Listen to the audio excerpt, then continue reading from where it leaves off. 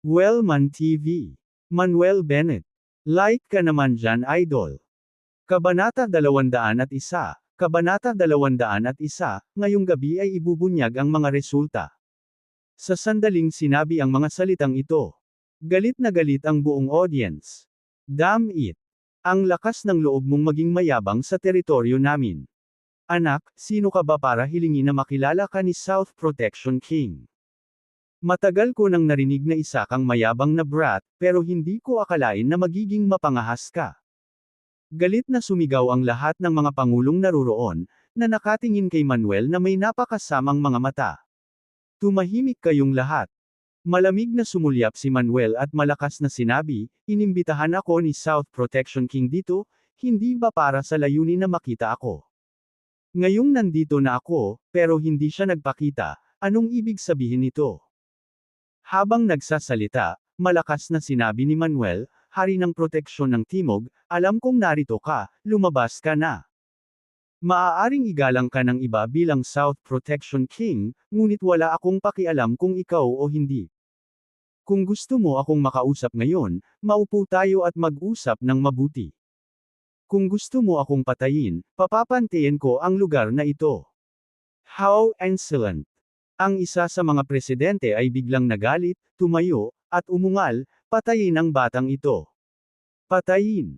Patayin! Patayin! Sunod-sunod din ang sigaw ng ibang mga presidente, puno ng pagpatay ang mga mata. Masyadong mayabang ang binatang ito, nang ahas na bastyusan ang South Protection King, talagang hindi siya makatagal. Hindi nagtagal, isang malaking grupo ng mga bodyguard na nakasuot ng itim ang sumugod mula sa pinto at inatake si Manuel.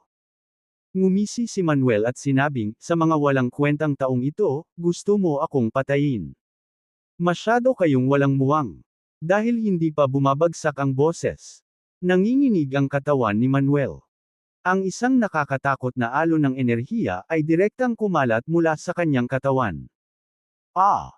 Sinabayan ng mga hiyawan, ang unang dosenang nakaitim na mga bodyguard ay agad na natamba, nagsusuka ng dugo, at hindi makabangon mula sa lupa. Matapos patalsikan ang dosenang itim na mga bodyguard na ito, ang katawan ni Manuel ay gumalaw at sumugod patungo sa natitirang 12 dosenang mga bodyguard na nakaitim. Sa sandaling ito, si Manuel ay parang isang tigre na pumapasok sa kawan ng mga tupa. Ang kanyang figure ay kumikislap na may mga after images, mga kamao at mga palad na patuloy na umuusad palabas. Bang! Bang! Bang! May mga mapurol na tunog ng impact, at mga hiyawan ng sakit na hindi tumitigil. Sa loob lang ng ilang minuto, mahigit 50 bodyguard na nakasuot ng itim na lahat ay bumagsak sa lupa, humahagulgol at sumisigaw, hindi man lang makatayo. Tungkol naman sa mga nakaitim na bodyguard na nakatayo sa pasukan, lahat sila ay natakot na naninigas, hindi ng ahas na sumugod muli. Nang makita ang eksenang ito, maliban kina Sheridan Jules, Kurt Tolkien, John Franklin, at Geraldine Zack, ang lahat ng iba pang presidente na naroroon ay nabigla at hindi nakaimik sa mahabang panahon. Sa sandaling ito, sa isang kwarto sa ikalawang palapag, ang isang napakarilag na babae sa isang itim na damit ay may hawak na isang baso ng red wine, nanunood ng screen, at nag-e-enjoy sa drama sa ibaba. Ang babaeng ito ay si Rebecca Stone, ang South Protection King. Tahimik na pinagmasdan ni Rebecca Stone ang screen, bahagyang kinusot ang kanyang mga mata, at bamulong, talagang may mga kasanayan ang batang ito. Gayunpaman, palagi niyang nararamdaman na pamilyar ang binata sa screen, ngunit hindi siya sigurado kung ito ang taong nasa isip niya. Sa puntong ito, may kumatok sa pinto sa labas. Pumasok ka na. Bahagyang nagsalita si Rebecca Stone. Itinulak ang pinto. Pumasok ang isang dalagang nakasuot ng ladies suit, na may mixing buhok at may kakayahang kumilos, na may dalang cellphone. Ang babaeng ito ay katulong niya, si Matilda. Hindi man lang tumangala si Rebecca Stone at walang pakialam na nagtanong, Matilda, anong problema? Magalang na sumagot si Matilda, South Protection King, ang matandang lalaki ng Stewart family at ang matandang lalaki ng pamilya Maddox ay tumawag lang.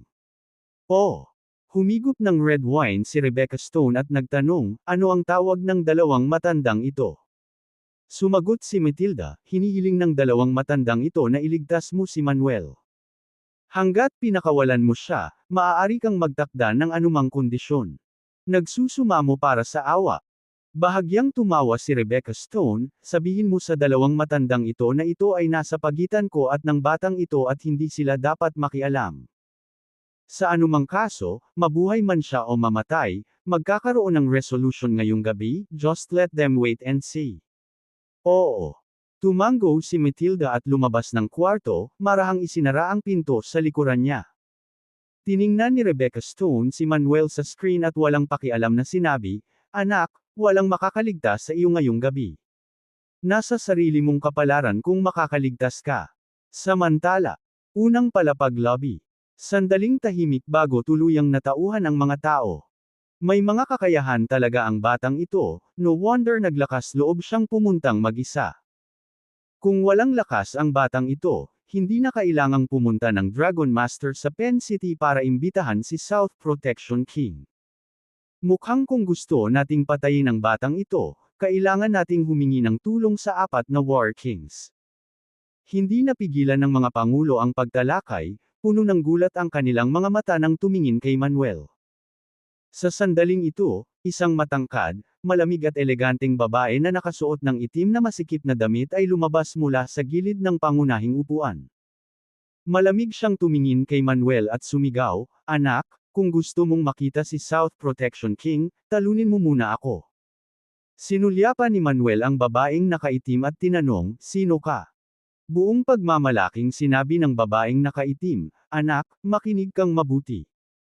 Ako si Alistair Swan, isa sa 12 hari ng digmaan sa ilalim ng King South Protection King, na may titulong Black Phoenix. 12 War Kings, mukhang kahanga-hanga."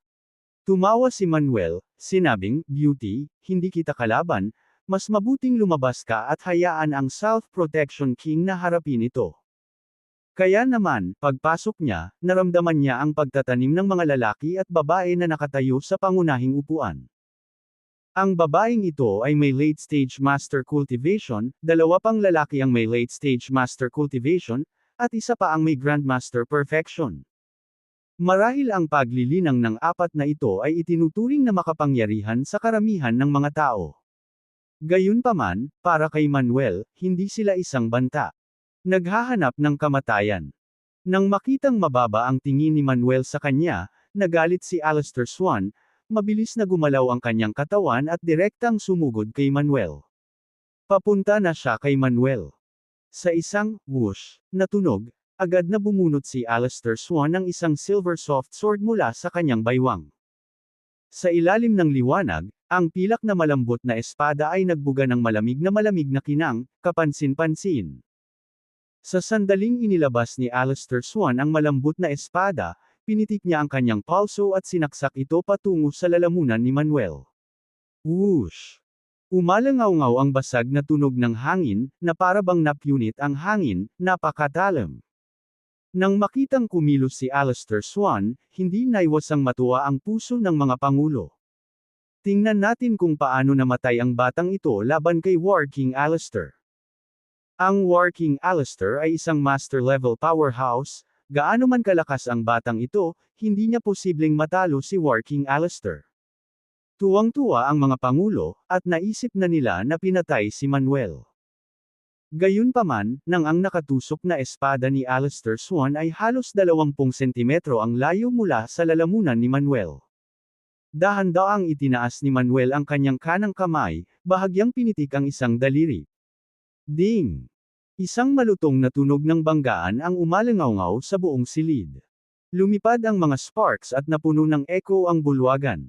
Ang susunod na segundo, naramdaman na lamang ni Alistair Swan ang isang napakalaking, mabangis na puwersa na dumarating sa kanya, ang kanyang malambot na espada ay biglang yumuko, at ang kanyang katawan ay hindi napigil ang lumipad paatras.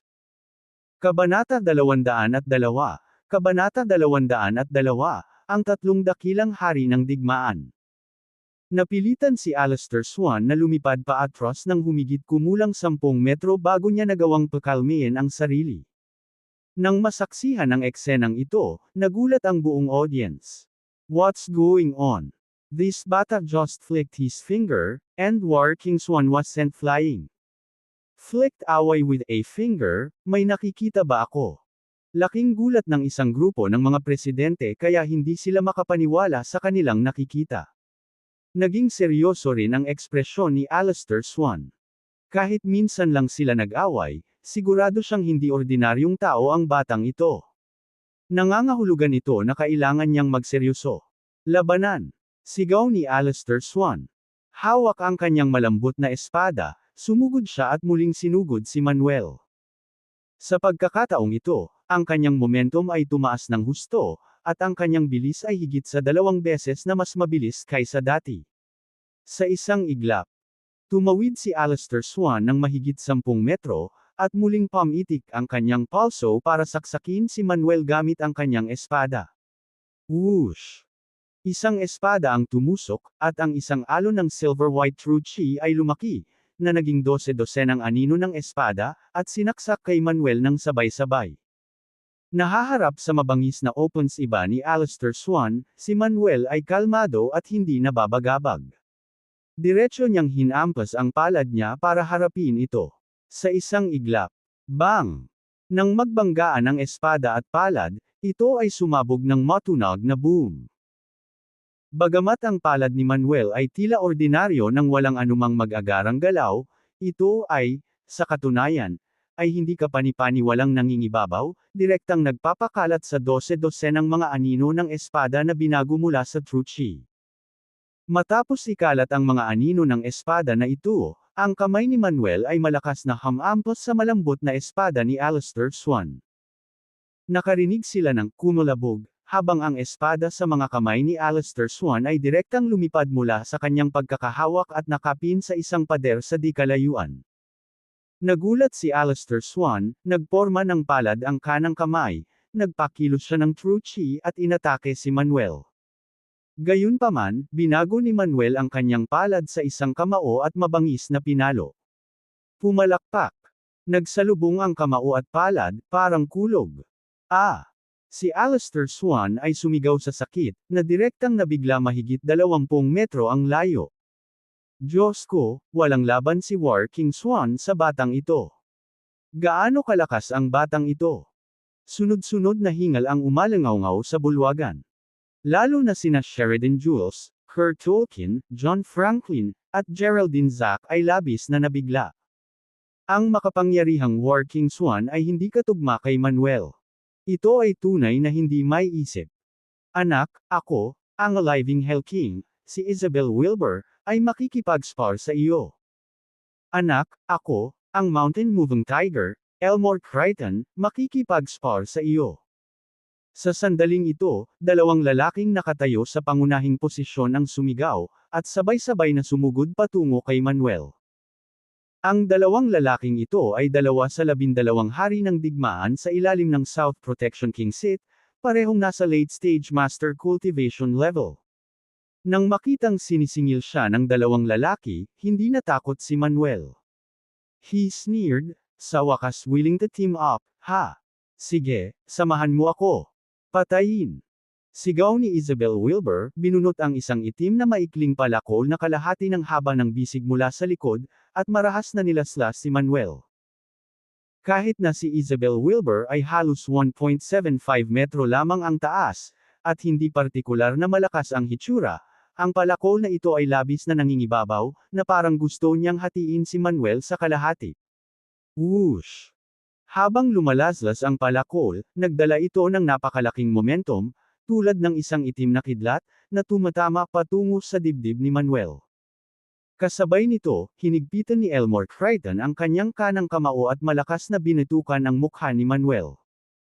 Si Elmore Crichton, na halos 1.9 metro ang taas at hindi kapani-paniwalang matibay, ay sumuntok na parang kanyan, na gumawa ng hindi kapani-paniwalang ingay sa bulwagan. Bukod dito, pareho nilang pinakilos ang true chi sa loob ng kanilang mga katawan, at ang mapangwasak at nakapatay na kapangyarihan na kanilang pinakawalan ay tumaas ng mabilis. Sa pagharap sa galit na pag-atake ng 2 taong ito, si Manuel ay nanatiling walang kibo, pinahit ang kanyang kamao, at tumama. Slam! Boom! Malakas na bumangga ang suntok sa pababang mabigat na palakol at sa mga paparating na kamao, na nagbuga ng nakakapangilabot na tunog ng impact. Ang mga alon ng True Chi ay lumundag sa lahat ng direksyon tulad ng pagguho ng bundok at tsunami. Maraming tao ang diretsyong napailing, bumagsak sa lupa. Wala nang nang-ahas na manood sa di-kalayuan, lahat ay umatras patungo sa malayo. Naisip nina Isabel Wilbur at Elmore Crichton na ang kanilang pinagsamang pag-atake ay sapat na para mapabagsak si Manuel. Ngunit sa kanilang pagkamangha, si Manuel ay nanindigan laban sa kanilang pagsalakay, sa isang suntok lamang. Magwala ka. Nagpakawala ng dagandong si Manuel, ang kanyang kanang braso ay pilit na inilapat at nanginginig ng malakas.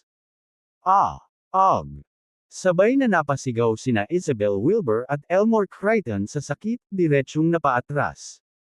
Nang malapit nang humabol si Manuel. Anak, tapos na ang buhay mo. Umalangaw-ngaw mula sa langit ang sigaw ng isang babae. Noon lang, tumalon si Alistair Swan mula sa di-kalayuan, hamampas kay Manuel gamit ang kanyang espada. Whoosh! Sa slash na ito, napakaganda ng momentum, na ang kapaligiran ay napunit na parang tela, na nagdulot ng nakakatusok na ingay. Magwala ka. Si Manuel ay umungal at naghagis ng isa pang suntok bilang pagsuway. Boom! Ang suntok ay bumangga sa espada, ang nagsasalpukan na tunog ay nagpanteng sa tenga ng lahat. Ang nakakatakot na puwersa ay parang isang napakalaking ilog na umaahon paitaas. Si Alistair Swan ay hindi makalaban, direktang pinalipad palayo. Gayunpaman, nang si Alistair Swan ay pinasabog. Muling naniningil sina Isabel Wilbur at Elmore Crichton, mas matindi ang kanilang momentum. Mabilis na pinatatag ni Alistair Swan ang kanyang katawan at sumama sa pag-atake. Saglit lang. Si Manuel ay nakatayo sa gitna ng bulwagan, habang sina Alistair Swan, Isabel Wilbur, at Elmore Crichton ay nagsimulang palibutan si Manuel. Si Alistair Swan at Isabel Wilbur ay patuloy na inihampas ang kanilang malambot na espada at maikling palakol patungo kay Manuel. Naikuyom din ni Elmore Crichton ang kanyang mga kamao, patuloy na nagpapasabog ng mga suntok. Gayunpaman, si Manuel ay hindi umiwas o umatras, madali niyang napigilan ang bawat pag-atake. Higit pa rito, si Manuel ay hindi lamang walang kahirap-hirap na napigilan ang lahat ng kanilang mga opensa, ang kanyang sariling mga suntok ay patuloy pa ring dumarating sa kanila paminsan-minsan, na nagdulot ng matinding sakit sa mga kalaban. Ang mga nanunood mula sa malayo ay natakot lahat. Paano magiging malakas ang batang ito? Ang tatlong dakilang hari ng digmaan ay walang magawa laban sa kanya. Napalunok ng mariin si Kurt Tolkien, hindi na alam kung paano ilarawan ang pagkabigla sa kanyang puso. Pinunasan ni John Franklin ang malamig na pawis sa kanyang noo, at sinabing, masyado siyang malakas, ang batang ito ay sadyang hindi likas na malakas. Namutla si Geraldine Zack, nanginginig habang sinasabi, ang munting demonyong ito. Saan siya nagmula? Nakatitig lang si Sheridan Jules kay Manuel mula sa malayo, ang mga alon ng pagkabigla ay umaagos sa kanyang puso. Noong una, binalak niyang hilingin sa South Protection King na magpadala ng ilang War King sa River City upang patayin si Manuel. Ngunit ngayong nakikita ito, ang mga War Kings na ito sa ilalim ng South Protection King ay hindi talaga kalaban ni Manuel. Pabayaan ang pagpaslang kay Manuel, maswerte silang makaiwas sa kontrapatay. Sa sandaling ito, hindi lamang lahat ng mga presidente sa eksena ang nagulat, ang tahimik na pagmamasid sa War King na may Grandmaster Perfection Cultivation ay napuno din ng pagkabigla. Kahit hanggang ngayon, hindi niya makita ang cultivation at lakas ni Manuel, hindi rin niya makita ang cultivation skills ni Manuel. Palagi niyang nararamdaman na si Manuel ay tila hindi kailanman ginamit ang kanyang buong lakas mula simula hanggang wakas, palaging itinatago ang kanyang kapangyarihan. At ang lahat ng ito ay tumagal ng wala pang ilang minuto. Boom! Isang napakalaking pagsabog na tunog ang umalingaw-ngaw sa bulwagan. Isang nakakatakot na putok ang sumabog sa bulwagan. Alistair Swan, Isabel Wilbur, at Elmore Crichton lahat ay sumisigaw habang pinalipad silang magkasama. Kabanata 203, Kabanata 203, lahat ng apat na hari ay natalo. Napatingin ang lahat sa takot. Gaano katagal naganap ang labanan? Sina Alistair Swan, Isabel Wilbur, at Elmore Crichton, ang tatlong hari ng digmaan, ay malubhang nasugatan, na may dugong umaagos mula sa mga sulok ng kanilang mga bibig. Sa sandaling ito, patayin. Isang malakas na sigaw ang umalangaw-ngaw. Isang figure ang sumugod mula sa gitnang posisyon. Ang figure ay si Overturning River Dragon, Vernon Lockwood, isa sa 12 hari ng digmaan sa ilalim ng South Protection King Seat. Ang kanyang lakas ay nasa ika-4 na ranggo sa 12 hari ng digmaan. Siya ay napakalakas at nakagawa ng malaking kontribusyon sa pagpapatahimik ng South Protection King sa Timog. Habang umaarangkada si Vernon Lockwood, ang maitim na maikling sibat sa kanyang likod ay bumaril sa kalangitan na may whoosh at sumabog kay Manuel.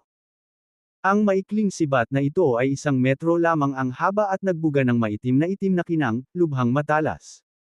Sa wakas, kumikilos na si Haring Vernon Lockwood.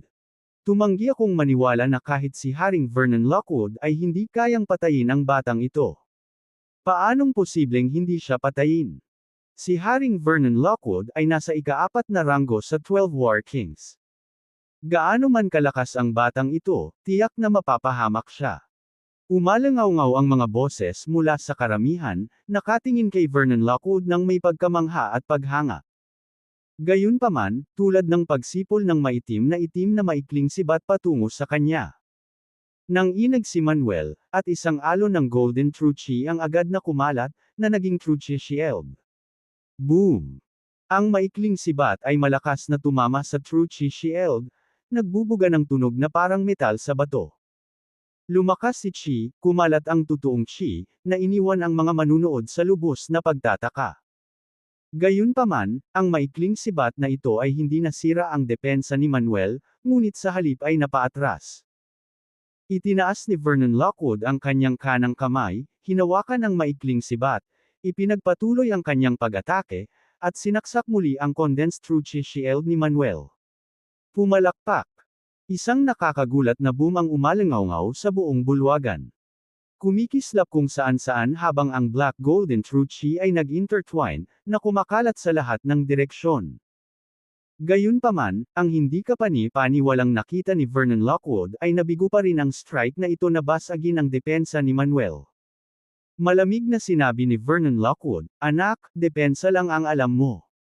Natatakot ka bang labanan ako?" Umiling si Manuel, "The reason I don't want to fight you is because you're too weak. It's really not worth my while. Mas gusto kong makita ang South Protection King na lumabas. Gusto ko talagang makita kung gaano siya kalakas. You little brat, lakas ng loob mong tingnan ako, humihingi ka ng kamatayan." Si Vernon Lockwood ay lubos na nagalit, at hawak ang maikling sibat, patuloy niya itong inihampas, inatake ang condensed Truchi Shield ni Manuel. Basag! Basag! Basag! Ang maikling sibat ay patuloy na tumatama, tumutunog na parabang ito ay tumatama sa isang tansong kampana, ang momentum ay nakakamangha. Sa bawat hampas, ang mga alon ng totoong chi ay kumakalat na parang mga alon, nakasisilaw at nagdadala ng nakakatakot na mapanirang puwersa at kabagsikan. Lahat ng upuan sa paligid ay natangay, at nagkapira-piraso. Gayunpaman, kahit anong pag-atake ni Vernon Lockwood, hindi niya matitinag ang depensa ni Manuel. How is this possible? Kahit si King Vernon Lockwood ay walang magawa sa batang ito. Isang tinig ng pagtataka ang umalangaw-ngaw mula sa karamihan sa dikalayuan. Tulala rin ang iba, hindi makapaniwala sa nasasaksihan ng kanilang mga mata. Pagkatapos ng tuloy-tuloy na paghampas ng mahigit 100 beses, tinapakan ni Vernon Lockwood ang kanyang paa, at sumugod sa langit. Pagkatapos, mahigpit niyang hinawakan ang maikling sibat sa kanyang kanang kamay, at brutal na tinusok pababa patungo kay Manuel sa ibaba. Whoosh! Habang tumutulak pababa ang sibat, ito ay kasing bilis ng kidlat at kulog, nakakasindak. Katulad ng pagtusok ng sibat ni Vernon Lockwood. Itinaas ni Manuel ang kanyang ulo upang tumingin sa langit, inalis ang Truchi Shield, naikuyom ang kanyang kamao, at sinalubong ng isang malakas na suntok ang pababang sibat ni Vernon Lockwood. Boom! Ang kamao at sibat ay nagbanggaan, ang mga alon ng chi ay sumabog palabas, kumalat sa lahat ng direksyon. Bagamat napakabangis ng sibat na atake ni Vernon Lockwood, hindi pa rin ito kayang masaktan ni Manuel kahit kaunti. Sa kabaligtaran, si Vernon Lockwood mismo ang mabilis na napaangat sa langit dahil sa pagkabigla. Ngunit walang plano si Manuel na palayain si Vernon Lockwood, sa halip ay bahagya siyang humakbang, tumalon ang kanyang katawan sa langit.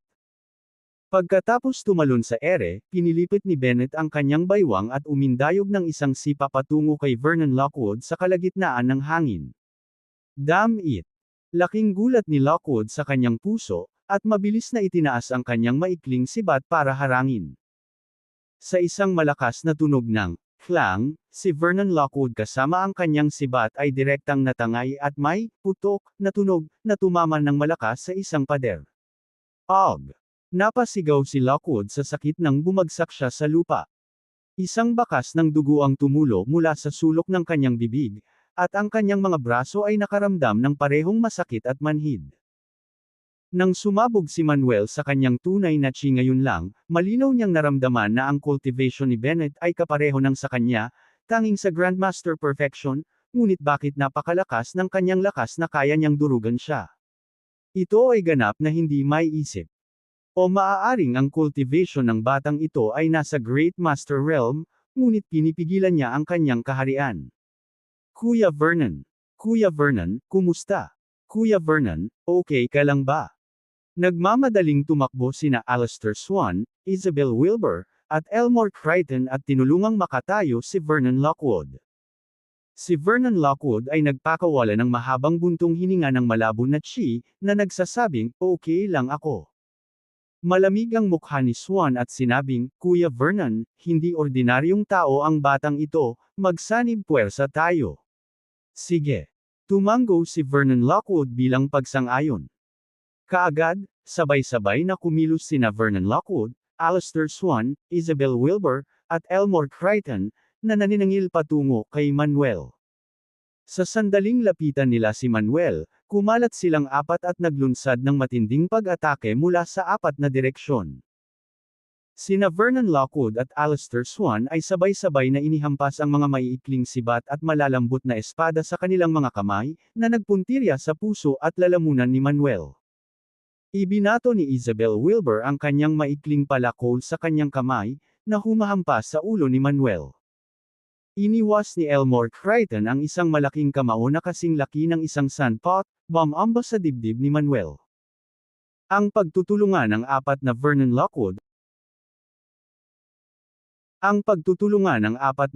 Lockwood ay lubos na magkakasabay, at lahat sila ay tiyak na naglalayon para sa mga nakamamatay na lugar ni Manuel. Sa pagtungo nilang apat sa kanyang nakamamatay na bahagi, biglang nagalit si Manuel. Siya ay orihinal na nagplano na makipag-ayos sa mga tuntuning pangkapayapaan sa South Protection King, ngunit dahil gusto ng South Protection King na patayin siya ng kanyang mga tauhan, wala siyang pagpipilian kundi ibigay ang lahat. Sa ganitong kaisipan, si Manuel ay tumapak ng husto sa lupa, ang kanyang katawan ay nanginginig, at ang isang marahas na Golden True Chi ay agad na sumabog mula sa kanyang katawan. Boom boom boom. Sinasabayan ng sunod-sunod na malalakas na ingay. Ang mga pag-atake ng apat na Alistair Swan ay natunaw bago sila makalapit. Patayin! Sabay-sabay silang apat na sumigaw, inihanda ang kanilang mga sarili laban sa epekto ng inner chi ni Manuel, naghahanda na muling maglunsad ng matinding pag-atake. Ngunit, hindi na sila binigyan ng isa pang pagkakataon ni Manuel. Una niyang iniunat ang kanyang mga kamay, hinawakan ang mga palso nina Alistair Swan at Isabel Wilbur, marahas na pinilipat ang kanilang mga braso, at pagkatapos ay itinapon ito, na binasag ang isang pader. Sunod-sunod na tumalikod siya at sinipa si Elmore Crichton na lumilipad. Medyo mabilis ang reaksyon ni Vernon Lockwood, mabilis siyang nagpalit ng galaw, tinutukan ng sibat ang puso ni Manuel. Ang Dark Black True Chi ay naging daan-daang maiikling sibat, sumasabog patungo kay Manuel. Magwala ka! Si Lionel Bennett ay umungal, na inilabas ang lahat ng kanyang lakas sa isang suntok, nagpasabog. Dumagundong. Lahat ng daan-daang maiikling sibat na gawa sa totoong Chi ay nabasag. Natangay ang maikling sibat sa kamay ni Vernon Lockwood. Tinamaan din siya sa dibdib, at napabalikwas ang buong katawan niya. Sina Vernon Lockwood, Alistair Swan, Isabel Wilbur, at Elmore Crichton ay nahulog lahat ng mahigit 20 metro ang layo, dumura ng dugo sa sakit, at lahat ng kanilang mga sandata ay nakakalat sa paligid ng bulwagan. Ang 4 na Great War Kings, lahat ay natalo. Kabanata 204, Kabanata 204, walang kapantay at nakamamanghang kagandahan. Sa isang iglap, natahimik ang buong hall. Ang lahat ng mga tao sa bulwagan ay natulala, at ang kanilang mga mata, na puno ng pagkabigla, ay nakatuon kay Manuel. Ang 4 na mahusay na hari ng digmaan. Lahat sila ay natalo. Kung gaano kalakas ang batang ito. Maaaring ang batang ito ay isang great grandmaster. Isang mahusay na grandmaster sa kanyang 20s. Ito ay hindi naririnig. Hindi nakikita. Ang mga taong naruroon ay nanginginig sa takot, na tila may lamig na dumadaloy mula sa talampakan hanggang sa kanilang mga utak.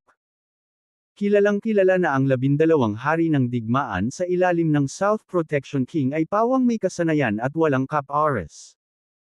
Ngunit ngayon, sina Vernon Lockwood, Alistair Swan, Isabel Wilbur, at Elmore Crichton ay lahat ay binugbog ng batang nasa harapan nila ng walang anumang pagtutol.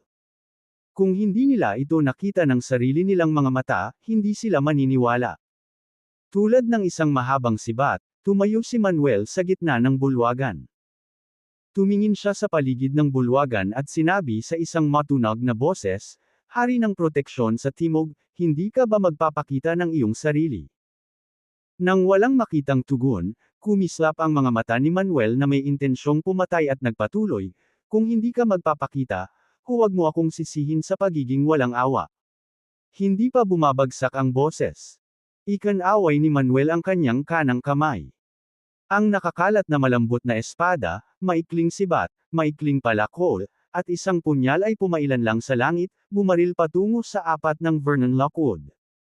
Nang makita ang eksenang ito, lahat ng naruroon ay natakot na halos sesabog na ang kanilang mga puso. Talagang sinusubukan ng batang ito na patayin ang 4 na mahusay na hari ng digmaan, ito ay walang batas. Mag-ingat ka. Umalis ka na. Naghiyawan sa gulat ang mga tao, nagbabala sa 4 ni Vernon Lockwood. Bagamat nag-react ang 4 ni Vernon Lockwood, masyado silang nasugatan para makaiwas o makadepensa sa oras. Sa kritikal na sandali lang na ito. How dare you? Isang malamig na boses ang nagmula sa ikalawang palapag. Ang susunod na segundo. Whoosh! Whoosh! Umalangaw-ngaw ang tunog ng breakang air. 2 berdeng hubog na kutsilyo ang sumipol pababa mula sa ikalawang palapag, sumasalubong ang 4 na armas na pumutok kay Vernon Lockwood at sa iba pa. Ito ang Sun and Moon Twin Blades. Bulalas ng isang tao. Dahil lumitaw ang Sun and Moon Twin Blades, nangangahulugan ito na lumitaw ang South Protection King. Kaya, alam ng lahat na ang Sun and Moon Twin Blades ay mga sandata ng South Protection King. Khlang! Khlang! Khlang! Sa isang serye ng malulutong na impact at sparks, ang 4 na armas ay naalis. Matapos ilihis ang 4 na sandata, ang 2 berdeng hubog na kutsilyo ay mabangis pa rin gaya ng dati, pinuputol ang lahat ng bagay sa kanilang dinadaanan at humahampas kay Manuel. Bahagyang naningkit ang mga mata ni Manuel, ang kanang kamay ay naging palad, pinakilos niya ang kanyang true chi at pumutok ng malakas. Khlang! Kasing bigat ng bundok ang palad ni Manuel, at direktang lumipad palayo ang 2 naglalaslas na hubog na kutsilyo. Tulad ng 2 berdeng hubog na kutsilyo ay natamba. Isang magandang figure na nakaitim ang bumaba mula sa ikalawang palapag, nahuli ang 2 berdeng hubog na kutsilyo, at mariing damapo sa bulwagan. Pagbati, South Protection King. Ang lahat ng mga tao sa bulwagan ay yumuko at nagbigay galang, ang kanilang mga ekspresyon ay madasalin. Tumangala si Manuel sa figurang nasa harapan niya, puno ng pagtataka ang kanyang mga mata. Napakagandang babae. Siya ay maaaring inilarawan bilang isang makalangit na kagandahan, na kamamanghang walang kapantay. Kaya, may isang babaeng nakatayo mga 10 metro ang layo sa harap niya. Ang babae ay may taas na 1.7 metro, nakasuot ng itim na mahabang damit, na binabalangkas ang kanyang kaakit-akit at magagandang kurba. Ang isang ulo ng malambot na itim na buhok ay nakabitin ng maluwag, ang kanyang maselang hugis itlog na mukha na kasing kinis ng jade, malinaw at matingkad na mga mata, matangkad at tuwid na ilong, at manipis, mamasa-masang pulang labi, na mukhang hindi mapaglabanan. Nang makita ang babaeng nasa harapan niya, naisip ni Manuel ang isang linya ng tula. Naglakbay sa mundo ng mga tao para sa isang kahangahangang piging, upang masaksihan ang pinakamagandang mukha sa mundo.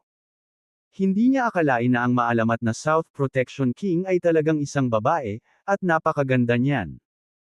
Gayunpaman, sa pangalawang sulyap, naramdaman ni Manuel na pamilyar ang babaeng nasa harapan niya na parabang nakita na niya ito sa isang lugar.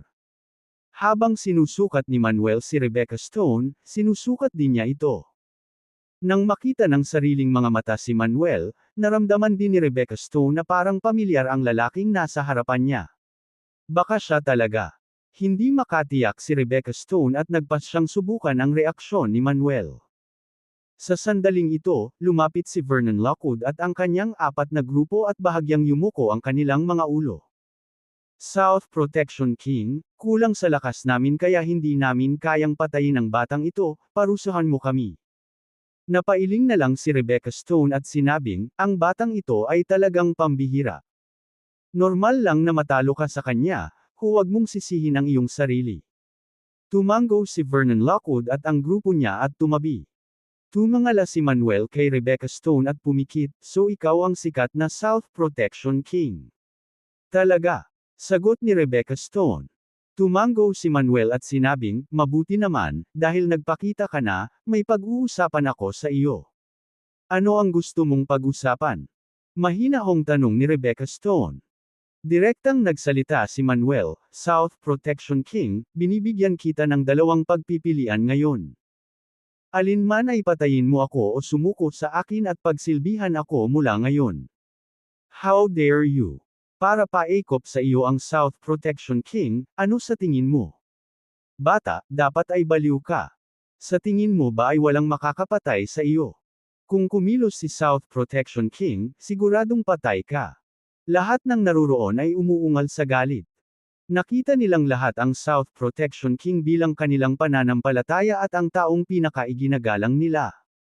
At ngayon ay naglakas loob na si Manuel na magsabi ng mga ganoong bagay, natural silang nag-aasar.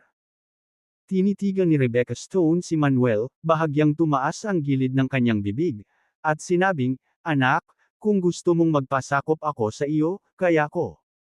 Gayunpaman, ang kailangan ay matalo mo ako. Malakas na nagsalita si Manuel, then come on. Bago pa bumagsak ang boses. Hinawakan ni Rebecca Stone ang Sun and Moon Twin Blades, kumislap ang kanyang figura, nag-iwan ng bakas ng mga after images habang sumusugod siya kay Manuel. Sa isang iglap, tumawid si Rebecca Stone ng mahigit 10 metro, pagkatapos ay pamitik ang magkabilang kamay niya, nagtama ang twin blades at naglaslas ng malakas patungo kay Manuel. Whoosh! Whoosh! Habang pinakawala ng twin blades, nakakatakot ang mga ito, ang isa ay nag-apoy ng flames, ang isa naman ay nakabalot sa bone-chilling na frost.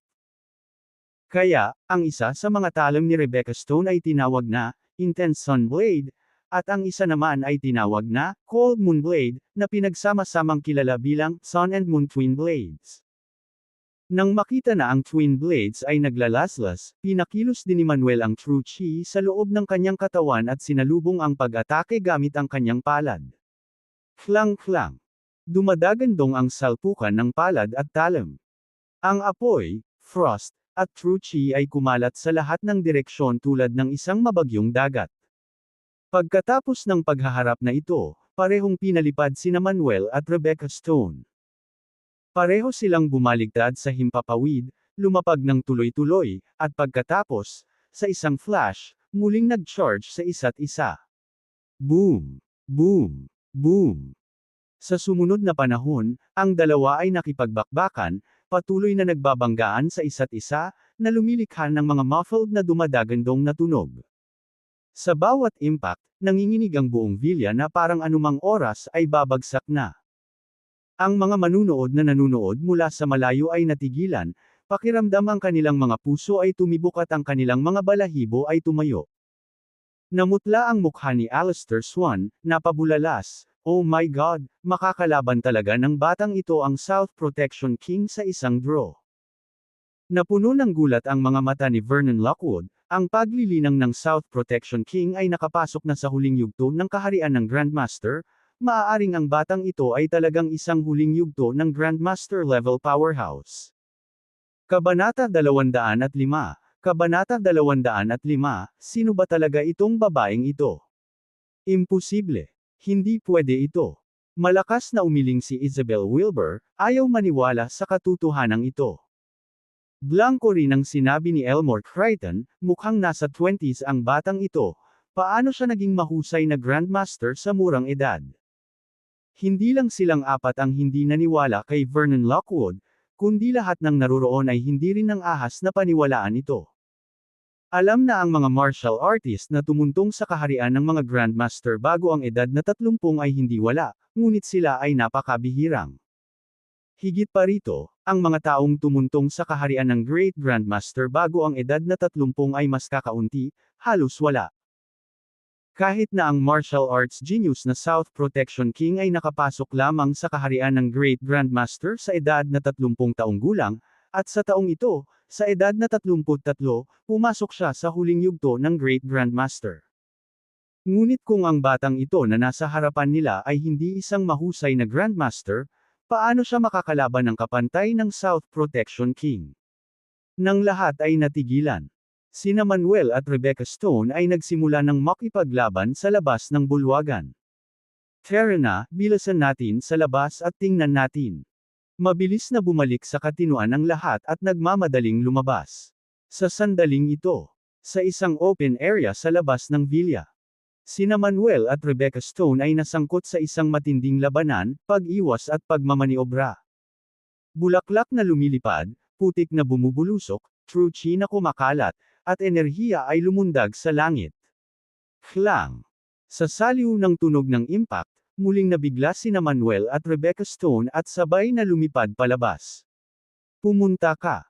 Matapos patatagin ang kanyang katawan, ikinaway ni Rebecca Stone ang kanyang kaliwang kamay. Whoosh! Ang Cold Moon Blade ay lumipad mula sa kanyang kamay, na may dalang malamig na hangin na nakakatusok sa buto, at sumabog patungo kay Manuel. Sa pagdaan ng Cold Moon Blade, ang mga bulaklak at putik sa hangin ay nagyelo lahat sa pamamagitan ng hamog na nagyelo, at pagkatapos ay nabasag ng matalas na lakas ng espada nito. Nang malapit nang sumabog ang Cold Moon Blade, hinawakan ni Rebecca Stone ang Intense Sun Blade sa kanyang kanang kamay, sumugod at umatake kay Manuel. Sa pagharap sa mabangis na opponents iba ni Rebecca Stone, nagsimulang makaramdam ng pressure si Manuel. Hindi nakakagulat na pinasyahan niya ang Timog bilang hari ng proteksyon ng Timog. Ang kanyang lakas ay talagang pambihira. Siyempre, bukod sa napagtanto ang lakas ni Rebecca Stone, lalong nalaman ni Manuel na pamilyar ang kanyang swordsmanship. Sino ang babaeng ito? Bakit parang pamilyar siya nang makita siya? Bakit parang nakikilala niya ang kanyang pagiging espada? Palagi siyang may pakiramdam ng pamilyar sa babaeng ito. Gaya ng iniisip niya, naglunsad ng counterattack si Manuel. Ang kanyang kanang kamay ay nag-transform sa isang palad, patuloy na pinapakilos ang true chi sa loob niya, at pagkatapos ay hinamplas ang papasok na Cold Moon Blade. Klang! Sinabayan ng malutong na tunog ng tugtog, direktang sinampal ni Manuel ang Cold Moon Blade at pinalipad ito, pinutol ang isang malaking puno sa di kalayuan na may sotset. Habang hinahampas ni Manuel ang Cold Moon Blade, malapit na sa kanya si Rebecca Stone, at habang pinipitik niya ang kanyang pulso, ang Intense Sun Blade ay nabalot ng nagngangalit na apoy, na tinadtad patungo sa kanyang dibdib. Ang Intense Sun Blade ay nagdala ng apoy kasama nito, na sinusunog ang mga bulaklak at damo sa lupa, at nasunog pa ang putik. Nagulat si Manuel. Ikiling niya ang kanyang katawan, umiwas sa pag-atake, at sinampal si Rebecca Stone. Mabilis ang reaksyon niya. Habang bumababa ang palad ni Manuel, nakatapak siya sa lupa, lumundag ang katawan sa ere, at agad niyang naiwasan ang palad. Sa paglukso sa hangin, pinaikot ni Rebecca Stone ang kanyang baywang, at ang kanyang balingkinitang kanang binti ay umindayog patungo kay Manuel, na nagdulot ng pagsabog ng mga sonic boom. Mabilis na itinaas ni Manuel ang kanyang mga braso upang harangan ang pag-atake. Sa isang putok na umaalingaw-ngaw, hinarang ni Manuel ang sipa at pagkatapos ay marahas na pinagpag ang kanyang mga braso. Isang alon ng marahas na puwersa ang dumaan, na direktang dumurog kay Rebecca Stone. Lumipad siya palabas ng mahigit 10 metro bago tuluyang bumagsak sa lupa. Ikinumpas niya ang kanyang kaliwang kamay, at ang Cold Moon Blade na nakadikit sa malayong lupa ay bumalik sa kanyang kamay. Sa sandaling ito, ang mga manunood ay maaari lamang manood sa ganap na pagtataka, ang kanilang buong katawan ay nanginginig. Alam nila ang lakas ng South Protection King, ngunit hindi nila inaasahan na ganoon din kalakas si Manuel. Ang makayanan ng napakaraming pag-atake mula sa South Protection King nang hindi napatay ay sadyang hindi kapanipaniwala. Hinawakan ni Rebecca Stone ang Sun and Moon Twin Blades, pinaikit ang kanyang magagandang mata, at sinabing, "Anak, ikaw ay talagang napakalakas, sapat na malakas upang maging kahanga-hanga. Gayunpaman, kung hindi mo gagawin ang lahat, imposibleng talunin ako." Sige. Tumango si Manuel at sinabing, "Hari ng proteksyon ng Timog, hayaan mo akong lumabas at labanan ka." Habang nagsasalita siya, nanginginig ang katawan ni Manuel, at ang kanyang momentum ay biglang lumundag, nagbuga ng nakakasilaw na gintong liwanag. Kahit mahina, nakita ng mga tao ang isang Golden Dragon illusion na nakapulupot sa katawan ni Manuel. Holy shit, so ngayon lang todo out ang bata. May hindi napigil ang mapasigaw. Nagawa niyang lumaban ng kapantay ng South Protection King nang hindi lumalaban. Ngayong lalabas na siya, hindi ba matatalo ang South Protection King? Nagulat ang isa pang tao na sumigaw. Para naman kina Vernon Lockwood, Alistair Swan, Isabel Wilbur, at Elmore Crichton, lalo silang nabigla at nanginig. Kung ngayon lang sila ginawa ni Manuel, malamang maaga pa silang napatay. Ikaw. Nang makita ito, nanlaki ang magagandang mata ni Rebecca Stone, puno ng pagkabigla at kagalakan. Halos sigurado siya sa kanyang haka-haka sa kanyang puso. Dapat siya yun. Dapat siya yun. Lumaban ka. Ngunit hindi pinansin ni Manuel ang ekspresyon sa mukha ni Rebecca Stone, umungal, at sumugod sa kanya na parang baliw na dragon. Ang liit mo. Nang makita si Manuel na humahabol sa kanya, si Rebecca Stone ay parehong galit at galit na galit. Agad din niyang pinakilos ang tunay na chi sa kanyang katawan hanggang sa pinakamataas nito, pinasabog ang lahat ng kanyang momentum habang sinisingil niya si Manuel. Sa instant na sinarado niya si Manuel. Natapakan ni Rebecca Stone ang lupa, ang kanyang matikas na katawan ay lumundag sa hangin, at mabangis niyang iwinagayway ang kambal na blade sa kanyang mga kamay, hinampot si Manuel. Whoosh! Whoosh! Sa paglabas ng twin blades, ang pulang flames at blue frost ay lumundag patungo sa kalangitan na parang apoy at yelo, na ikinagulat ng buong audience. Ang dalawang hubog na kutsilyo ay pumutok na may banayad ngunit hindi mapigil ang lakas ng espada, na napyunit sa hangin at naglaslas patungo kay Manuel.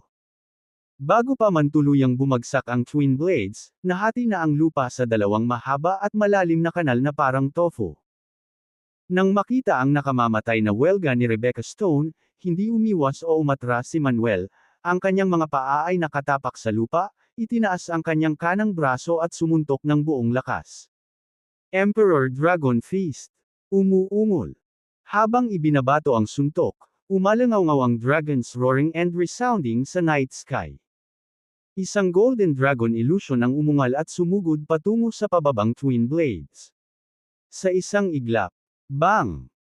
Ang golden dragon illusion ay bumangga sa twin blades, sumabog na may nakakaalansang lupa na thundershock, na naging dahilan upang ang lupa sa loob ng ilang daang metro ay manginig ng husto.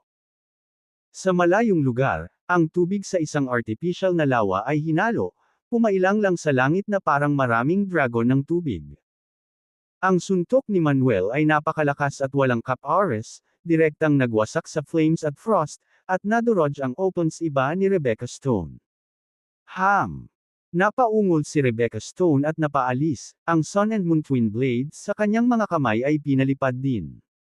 Matapos lumipad pabalik ng mahigit 30 metro, halos hindi pinatatag ni Rebecca Stone ang kanyang katawan. Sa kabila ng pagpapatatag ng kanyang katawan, naramdaman ni Rebecca Stone ang kanyang chi at dugo na kumukulo sa loob at halos samuka ng dugo. "You damned bata, how dare you hit me so hard?"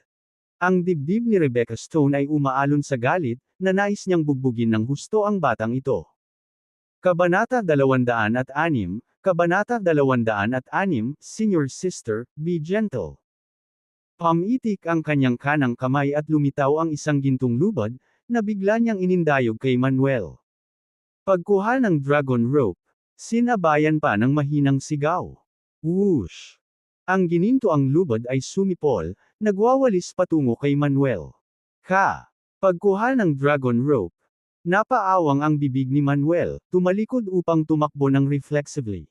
Gayunpaman, bago pa makalakad ng ilang hakbang si Manuel, bigla siyang natauhan. Teka, ano ang tinatakbuhan ko? Ngunit, bago pa makapag-react si Manuel, ang capturing dragon rope ay mahigpit na nakapulupot sa kanyang katawan. Darn bata, halika dito. Sa isang malambing na sigaw, pilit na hinayla ni Rebecca Stone, direktang ibinalik sa kanya si Manuel. Gayunpaman, tulad ni Manuel ay hinayla pabalik. Direktang ibinagsak ni Manuel ang sarili sa yakap ni Rebecca Stone, niyakap siya ng mahigpit, at humikbi na parang bata, na nagsasabing, "Senior Sister." Habang sumisigaw siya, hinaplos niya ang mga braso ni Rebecca Stone. Sa isang iglap, ang lahat ng mga taong naruroon ay nahulog sa isang kakaibang tahimik na kapaligiran. Parang tinamaan ng kidlat, nanlaki ang mga mata ng lahat, nakatingin sa eksenang nasa harapan nila. Anong nangyayari? Senior Sister. Tinatawag nga ng batang ito ang South Protection King bilang kanyang senior sister. Bukod dito, ang South Protection King, na kilala na hindi kailanman nakipag-ugnayan sa sinumang lalaki, ay talagang hindi lumalaban na yakapin ng batang ito, at tila napakasaya. Kung makikita ito ng mga tagalabas, tiyak na lalabas ang kanilang mga mata sa gulat. Namula ang mga mata ni Rebecca Stone, at inabot din niya si Manuel, mahinang bamulong, "You brat, nakilala mo na ba sa wakas ang senior sister mo?" Ngumisi si Manuel, "Senior sister, noong una kitang makita, pakiramdam ko ay pamilyar na pamilyar ka. Noong ipinakita mo ang hanay ng mga kasanayan sa kutsilyo, nakaramdam din ako ng deja vu. Hanggang sa inilabas mo ang capturing dragon rope, ay nang ahas akong siguraduhin na ikaw ang aking senior sister. Senior sister, namiss kita ng sobra." Noong bata pa siya, sa tuwing nukulat siya, ginagamit ng kanyang senior sister ang capturing dragon rope para itali siya at bigyan ng matinding bagbog. Kaya, nagkaroon na siya ng takot sa capturing dragon rope. "Brat, sundan mo ako sa loob." Malambing na sigaw ni Rebecca Stone at diretsyong hinawakan ang tenga ni Manuel, hinayla siya papasok ng villa. "Senior sister, huwag mo nang hilahin ang tenga ko, masakit, masakit." Sigaw ni Manuel habang sinusundan si Rebecca Stone papasok ng villa. Sinundan sila ng iba papasok sa hall. Nakita nila si Rebecca Stone na hinihila ang tenga ni Manuel, kinaladkad siya hanggang sa ikalawang palapag at papasok sa isang silid. Bang! Hanggang sa naisara ang pinto ng silid ay nagpalitan ng tingin ang lahat ng nasa bulwagan, puno ng kuryosidad at kalituhan ang kanilang mga mata. Kanina lang, ang mayabang at nangingibabaw na si Manuel ay hinihila na ngayon ng tenga na parang bata ng South Protection King at hindi man lang lumalaban. Talagang mahirap para sa kanila na maunawaan. Sa sandaling iyon, sa kwarto sa ikalawang palapag. Pagkapasok nila, direktang itinulak ni Rebecca Stone si Manuel sa mesa, hawak sa kamay ang capturing dragon rope, at nagsimulang marahas na hagupitan si Manuel. Hinampas siya ni Rebecca Stone sabay sabing, "Darn bata, para yan sa matapang na tamaan ang senior sister mo." Smack smack smack. Ang capturing dragon rope, tulad ng isang latigo, ay hamampas sa puwitan ni Manuel, na gumawa ng isang tunog ng crack. Malakas na humagulgol si Manuel, "Senior sister, nagkamali ako, hindi na ako mangangahas na uulitin ito, mangyaring maging banayad." Pagkatapos ng ilang hagupit, sa wakas ay binitawan ni Rebecca Stone si Manuel at itinapon sa isang tabi ang capturing dragon rope. Hinayla ni Manuel ang isang upuan at nakangiting sinabi, "Senior sister, please have a seat." Tignan mo. Inilibot ni Rebecca Stone ang kanyang mga mata kay Manuel at saka umupo. Hinayla din ni Manuel ang isang upuan at umupo. Tinanong ni Rebecca Stone, "Brat, masakit ba?" Gusto lang niyang turuan ng leksyon si Manuel kanina at hindi talaga gumamit ng dahas, pero nag-aalala pa rin siya na baka lumampas na siya. Ngumisi si Manuel, na inihayag ang isang bibig ng mapuputing ngipin, at umiling, "Hindi masakit." Kumunot ang noo ni Rebecca Stone, "Brat, bakit hindi mo ako kinontak nang bumaba ka sa bundok? Nakalimutan mo na ba ang kapatid mo?" Walang magawa si Manuel, "Senior sister, gusto kitang kontakan, ngunit wala akong contact information, at hindi ko alam kung saan ka nakatira. Kahit na gusto kitang hanapin, hindi ko alam kung saan ako hahanapin." Oh! Tumango si Rebecca Stone at naguguluhan na nagtanong, "Kung gayon, bakit ka pumunta sa River City?" Manuel pouted, "It's all because of that unreliable Neil Kuntz. He arranged a wedding engagement for me with River City's Lewis family when I was just a few years old. Pumunta ako sa River City upang tuparin ang kontrata ng kasal kay Miss Cindy Lewis ng Lewis family. But little did I know, engaged na siya pagdating ko and the engagement was broken right on the spot." Bastos. Nanlamig ang mukha ni Rebecca Stone, talagang hindi alam ng Lewis family sa River City kung ano ang kulang sa kanila. Naglakas loob talaga silang putulin ang engagement. "Brat, gusto mo bang tulungan ka ng kapatid mong sirain itong pamilyang Lewis?" Nagkibit balikat si Manuel, "Senior sister, hindi mo na kailangang istorbohin. Mula nang mamatay si Vic Lewis, ang pamilya Lewis ay bumababa. At saka, ipinadala ko na sina Cindy at Lucy Lewis sa kulungan." Tumango si Rebecca Stone, "Cindy deserves it for looking down on you." Biglang may naisip si Rebecca Stone at nagtanong, "Brat, bakit ka nakipagtipan kay Miss Julia Stewart mula sa Stewart family?" "Senior sister, ganito ang nangyari."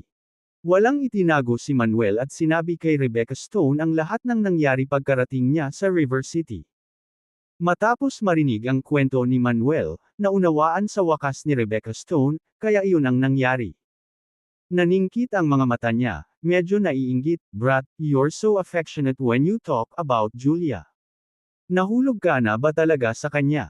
Ngumiti si Manuel at napakamot sa ulo, "Oo, medyo gusto ko siya." Matiim na tinitigan ni Rebecca Stone si Manuel, "Ganyan ba talaga kagaling ang babaeng ito?" Sumagot si Manuel, "Siya ay mahusay, siya ay banayad at mapagbigay, matikas at banal, at siya ay may mga layunin at mithiin. Noong una, pumayag lang akong makipagnobyo sa kanya dahil sa konstitusyon niya, para makadul-cultivate siya at mapahaba ang buhay ko sa hinaharap. Ngunit pagkatapos ng paggugol ng oras na magkasama, natanto ko na si Julia ay mayroon ng napakahalagang lugar sa aking puso." Naikuyom ng mahigpit ni Rebecca Stone ang kanyang mga kamao, nagngangalit ang kanyang mga ngipin, "Hindi ba't sinabi mo noong bata ka na kapag lumaki ka, papakasalan mo ang 5 senior sisters mo? Ngayong may Julia ka na, balak mo bang balikan ang pangako mo?" Nagkunwaring kalungkutan, pinunasan ni Rebecca Stone ang gilid ng kanyang mata, "Sure enough, you guys are all about the new and tired of the old, none of you are any good." "Hindi, senior sister." Paulit-ulit na umiling si Manuel at same time na sinabi, "Senior sister, kahit napakasalan ko talaga si Julia in the future, mapapangasawa ko pa rin kayong lahat." Ano? Nanlaki ang mga mata ni Rebecca Stone, "You brat, are you planning to have multiple wives?" Pilyong ngumisi si Manuel, "Why not? I like Julia, and I like my senior sisters, so why not just marry them all?" Bang! Binatukan ni Rebecca Stone si Manuel at galit na sinabi, "You little rascal, you have quite the imagination. Tumawa si Manuel, Senior Sister, noong mga bata ka pa, lahat kayo nangako sa akin na papakasalan mo ako paglaki mo. Hindi mo na maibabalik ang iyong salita. Kabanata 207, Kabanata 207, kung hindi ka sumunod, pumatay ng walang awa. Namula ang mukha ni Rebecca Stone, at pinagalitan niya, bastos ka, sinong nagsabing gusto kitang pakasalan? Isang matagumpay na ngiti ang ibinigay ni Manuel, dahil pumayag ka, kung gayon ay huwag mo nang subukang bawiin ang iyong salita. Sa anumang kaso, hindi ka makakatakas sa aking pagkakahawak sa buhay na ito. Bastos ka, domineering ka. Humajijek si Rebecca Stone at saka iniba ang usapan, scoundrel, simula nang umalis ka sa bundok, nasaan si Master? Sumagot si Manuel, sinabi ni Neil Kuntz na mayroon siyang isang malaking bagay na dapat asikasuhin at pinalayas ako sa bundok. Isang malaking bagay. Mukhang naguguluhan si Rebecca Stone, anong mahalagang bagay ang pinangangasiwaan ni Master?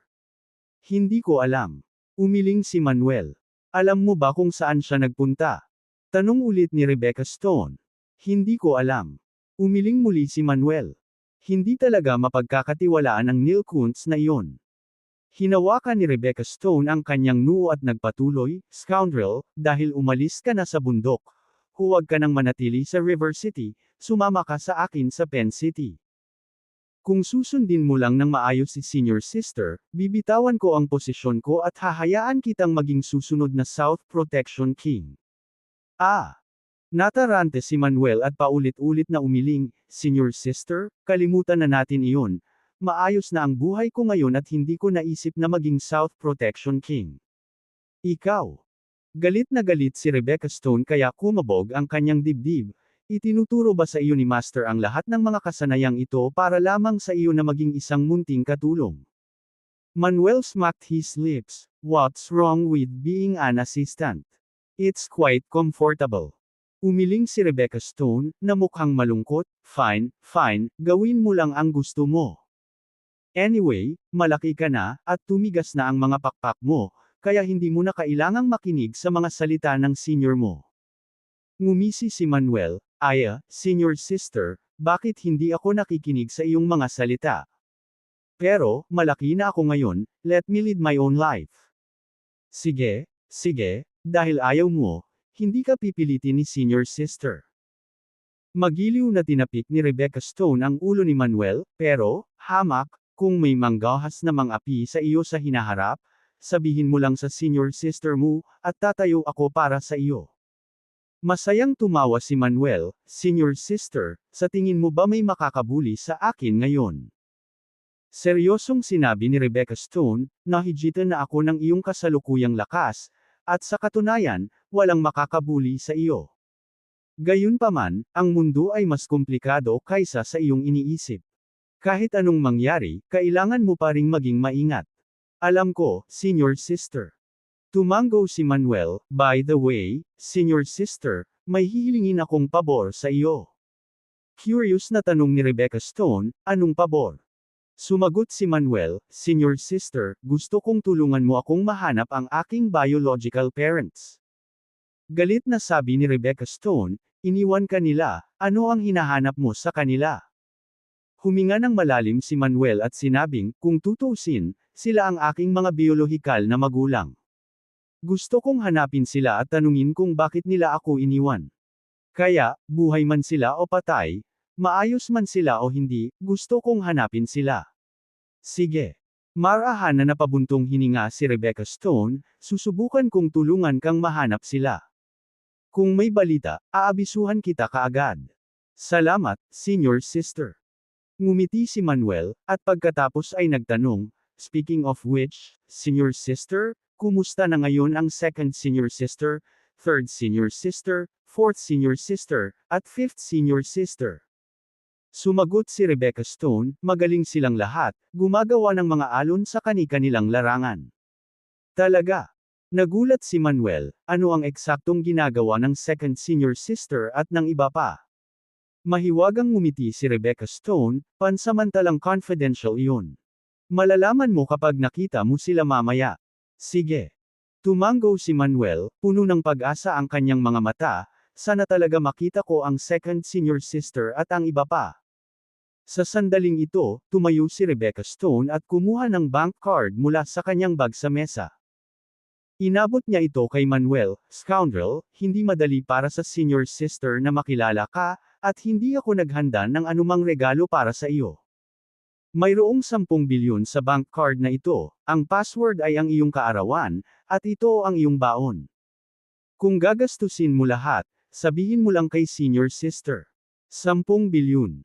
Napaawang ang bibig ni Manuel, senior sister, gaano ka kayaman para basta-basta maglabas ng 10 bilyon? Hinaplos ni Rebecca Stone ang kanyang buhok, mukhang walang pakialam, ano ang 10 bilyon. Naniniwala si senior sister na tiyak nakikita ka pa sa hinaharap. Sa oras na iyon, ang pera ay magiging numero na lang para sa iyo. Umiling si Manuel, senior sister, pinahahalagahan ko ang iyong kabaitan. Gayunpaman, mangyaring ibalik ang pera, mayroon na akong pera. Umirap si Rebecca Stone, kung sasabihin kong hawakan mo lang, at putulin mo ang kalokohan. Ito. Nag-aalangan pa rin si Manuel na tanggapin. Sobra na talaga ang bilyon. Kahit na ang kabuuang asset ng mga third class na pamilya sa River City ay hindi umabot ng 10 bilyon. Hindi kinukuha. Medyo nagalit si Rebecca Stone, kung hindi mo tatanggapin, babalik ako ngayon sa Penn City at hindi na kita makikita. Hindi, huwag mong gawin iyon. Mabilis na hinawakan ni Manuel ang kamay ni Rebecca Stone, senior sister, ako na ang kukuha, huwag kang magagalit. Dahil doon, kinuha ni Manuel ang bank card at inilagay sa kanyang bulsa. Mas katulad niyan. Isang ngiti ang ibinigay ni Rebecca Stone, let's go, follow me down. I have something to announce to everyone. Anong problema? Curious na tanong ni Manuel. Malalaman mo mamaya. Isang matamis na ngiti ang ibinigay ni Rebecca Stone, pagkatapos ay tinungo ang labasan ng silid. Sumunod si Manuel, puno ng pagdududa ang mukha. Sa oras na ito, sa first floor lobby, nag-uusap ang lahat. Talaga bang junior brother ni South Protection King ang batang iyon? Paanong hindi ko narinig ang tungkol dito dati? Judging by South Protection King's reaction just now, it should be true. Hindi ko akalain na ang South Protection King ay magkakaroon ng isang napakapangit na junior brother. Sino ang nakakaalam kung ano ang ginagawa ng South Protection King at ng batang iyon sa silid?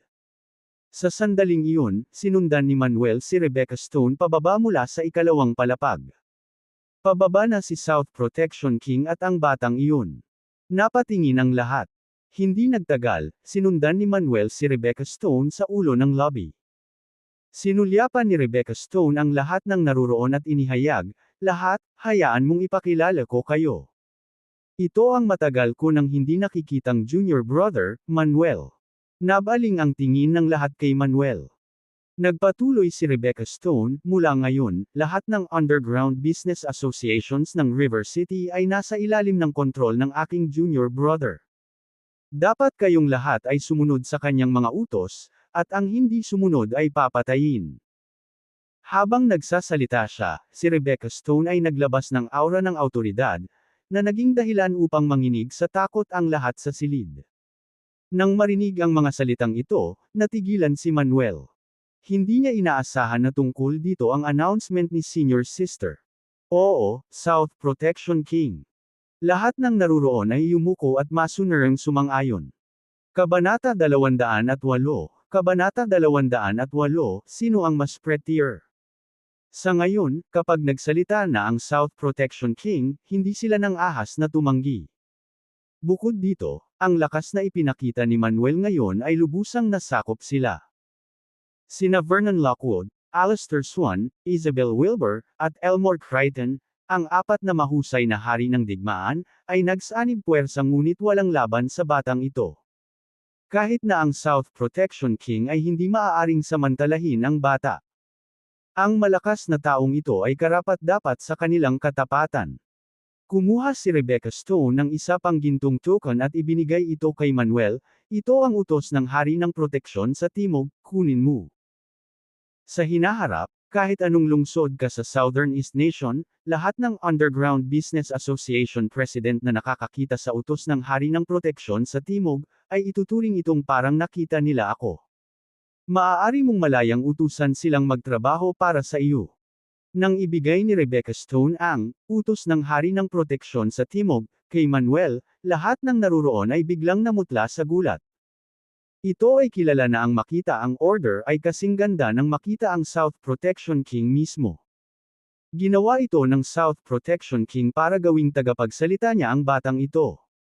Ibig sabihin, mula ngayon, ang batang ito ay makakalakad ng paalang sa Southern East Nation. Lahat ng presidente ay may inggit sa kanilang mga mata. Naiintindihan, Senior Sister. Tumango si Manuel at kinuha ang token. Gamit ang token na ito, magiging mas maginhawang gawin ang mga bagay sa hinaharap. Pagkatapos ilagay ang token, tumingin si Manuel sa apat na hari ng digmaan at sinabing, dahil kayo ay mga tao ng aking nakatatandang kapatid na babae, kung gayon kami ay pamilya. Hayaan ninyo akong pagalingin ang inyong mga sugat. Mr. Bennett, alam mo ba ang medical skills? Tumingin si Vernon Lockwood kay Manuel na hindi makapaniwala. Hindi rin sigurado sina Alistair Swan, Isabel Wilbur, at Elmore Crichton. Humalaklak si Rebecca Stone at sinabing, ang aking junior brother ay hindi lamang sanay sa medisina. Ang kanyang mga kasanayang medikal ay walang kapantay sa mundo. Mapagkakatiwalaan mo siyang gagamutin ka. Nang marinig ito ni Rebecca Stone, napawi ang pagdududa sa puso ng apat na hari ng digmaan. Pagkatapos, sinimulan ni Manuel na pagalingin ang mga sugat ng apat. Wala pang 10 minuto, natapos na ang paggamot. Bahagyang ngumiti si Manuel at sinabing, igalaw mo ang iyong mga katawan at tingnan kung mabuti na ba kayong lahat. Ang apat na hari ng digmaan ay nagmamadaling ginalaw ang kanilang mga katawan, at ang kanilang mga mukha ay agad na nagpakita ng pagkagulat at kagalakan. Lahat ng ito ay mas mahusay, ganap na mas mahusay. Salamat, Mr. Bennett. Mr. Bennett, ang iyong mga medikal na kasanayan ay talagang kamangha-manghang. Mr. Bennett, kung may kailangan ka sa hinaharap, iutos mo na lang sa amin. Ang apat na hari ng digmaan ay sunod-sunod na nagpasalamat sa kanya, na labis na hinangaan si Manuel. Pambihira sa martial arts, outstanding sa medicine. Hindi nakakagulat na siya ang junior brother ng South Protection King, tunay na isang henyo. Hinaway-kaway ni Manuel ang kanyang kamay ng may ngiti, lahat tayo ay pamilya. Hindi na kailangang magpasalamat. Nang maglaon, nagbigay pa si Rebecca Stone ng ilang tagubilin, at naghiwa-hiwalay ang lahat. Nang makitang nakaalis na ang lahat, tiningnan ni Manuel ang oras at sinabing, Senior Sister, gabi na.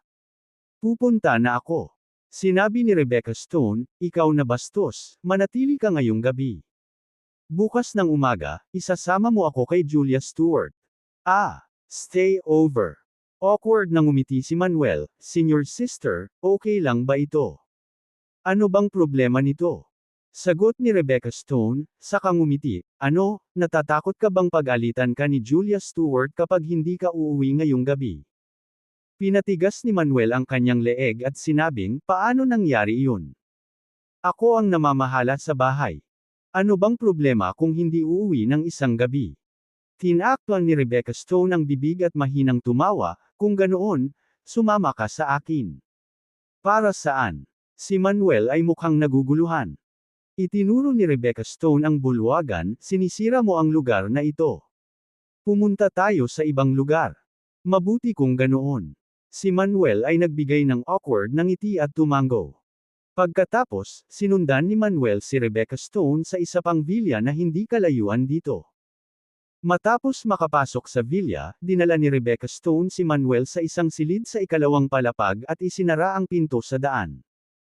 Isang kaakit-akit na ngiti ang ibinigay ni Rebecca Stone at sinabing, Little bastard, you'll be sleeping with your sister tonight. Ano?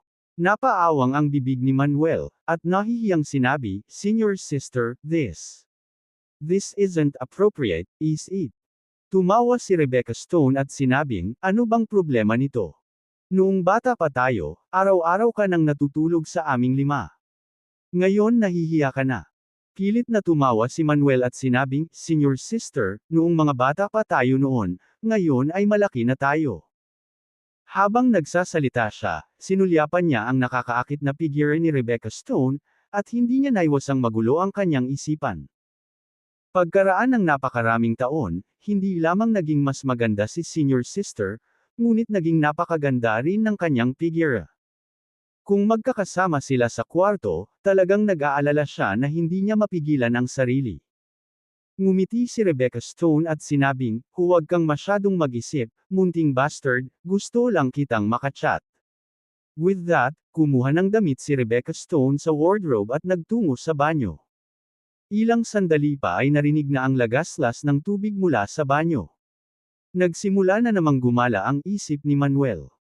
Nagmamadali niyang ipinilig ang ulo para mawala ang mga ligaw na pag-iisip, kinuha ang kanyang mobile phone, at tinawagan si Julia Stewart para sabihin sa kanya na ligtas siya.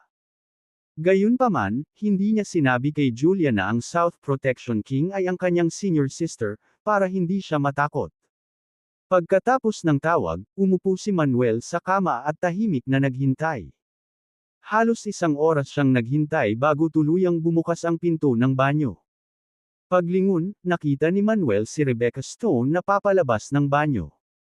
Ang babae ay nakasuot ng maluwag na itim na silk na pantulog, ngunit hindi pa rin ito maitago ang kanyang kaakit-akit na kurba. Ang kanyang makinis, bilugan na mga balikat, malambot at mapuputing mga braso, at mahubog na mga binti ay naglabas ng nakamamatay na pang-akit.